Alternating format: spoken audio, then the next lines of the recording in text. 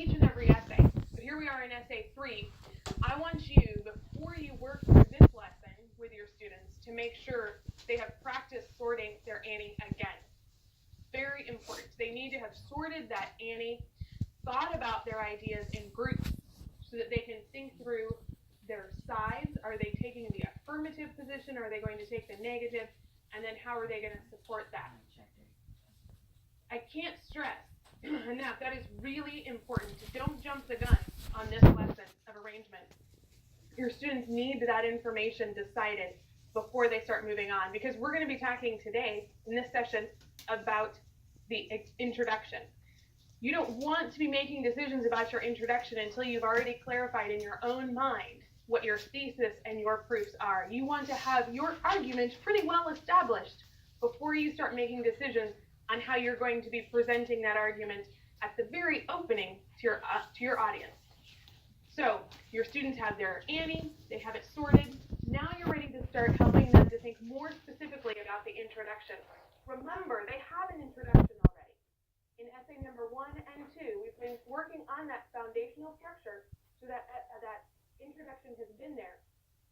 But it's been very bare bones. We have the thesis, enumeration, exposition, and the 3 proofs. That means we need to add something. Here, in our template, we're going to be adding the exordium. This is going to be the very first part of their new template form. In their 5-paragraph essays now, their introduction will start with an exordium.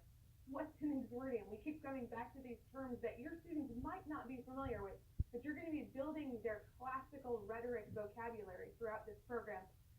Don't shy away from that. You might hear this called a hook, or even just an opening in many other venues. Teach your students this idea of exordium. It will serve them later. They'll be able to enter into this conversation of rhetoric much more readily, because the exordium's purpose is to connect or to draw their reader in and point them to your thesis. If that's the goal of an exordium, to connect to your reader or to draw them in and point them to your thesis, as I said, you need to have your thesis clarified, you need to have your 3 proofs clarified, and then you also need to think about, well, I have an audience. We haven't asked our students to think about that yet, but we're going to ask them now. So now they have an audience, and they've got to start asking some questions. What am I going to do to interest that reader in what I have to say? There are so many different ways that you can open up an essay. Your students are going to see all kinds of different examples, but in this particular lesson, you're going to give them 3 types of an exordium. We're going to ask our students to think about opening their essay with questions. Students love that. Questions tend to be pretty interesting and easy to grab a hold of. You might suggest that your students even ask several questions or a series of questions to really kind of prompt the reader to think about their particular idea. We're going to ask our students to maybe challenge their reader with a statement so that right from the beginning, the reader is thinking about this idea that's going to be woven throughout their essay. And we're going to ask our students to practice beginning their essay with a quotation. Again, there are more ways to open up your essay. These are not the only 3 that you're going to find or that your students can use, but these are the 3 that in this lesson, as they're learning this skill right now, they're going to be practicing. So if we take this idea, we've already established our thesis, we've already established our proof, we're working as our sample right now, remember, with the notion that Edmund should not have followed the White Witch. So we need to begin thinking about how would we open an essay. If that's our thesis, and we're saying, well, he should not have followed the White Witch because he should have known she was evil, Lucy had warned him of this already, and, he was definitely sneaking around. We've got to think, can we ask any questions, any interesting questions? What do I mean by interesting? I simply, as a reminder that you want to use this time to prompt your students to think maybe beyond the obvious. What we're not looking for here is simply a question like, have you ever heard of the White Witch? That is a question. Your students can probably think a little bit deeper than that as they open up their essay. You might ask something like, Can you imagine what it would be like to work for a queen? Do you see how that connects us with our audience, and then it begins to point us to our thesis? We're now thinking about this idea that Edmund will have to make a decision about following a queen. If we want to ask another question, we could ask something like this. And some of this information might even come from our interesting column on our Annie, because we've made all these observations about the queen or the White Witch. So we could go back to that and we could say, oh, you know what? We know some things about the White Witch. She's a really interesting character. I want to kind of highlight that in my exordium. How about, what would you do if a pale, white, icy lady asked you to follow her? You see how that would then lead us into Edmund, faced with this temptation of the White Witch, should not have followed her. So we're thinking about this idea. You might then also think of some challenges. Try to say no when the queen asks you to follow her. We tend to be a little bit intimidated by authority, right? So we wouldn't usually immediately say no, so that's a challenge. And how about a quotation? That can be a little bit trickier, but kids love quotations.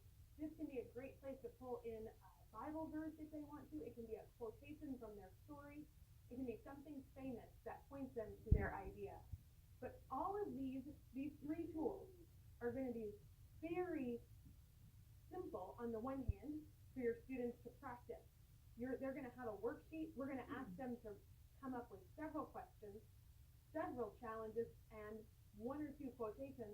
We want them to come up with a number of options before they make their final decision for their template, because we want them to be stretched beyond the obvious.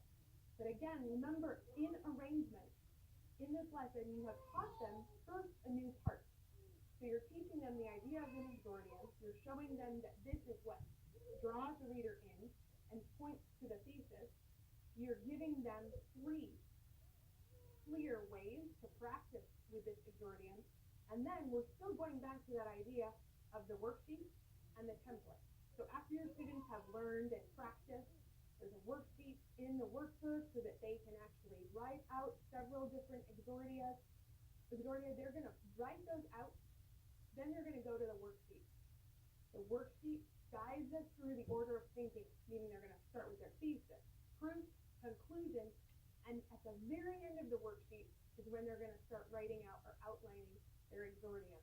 Once they've worked through the thinking process of an essay, they move to the template, which we have the first part right up here on the board, and they'll add the new part that they have just learned, the exordium, to the beginning of that template.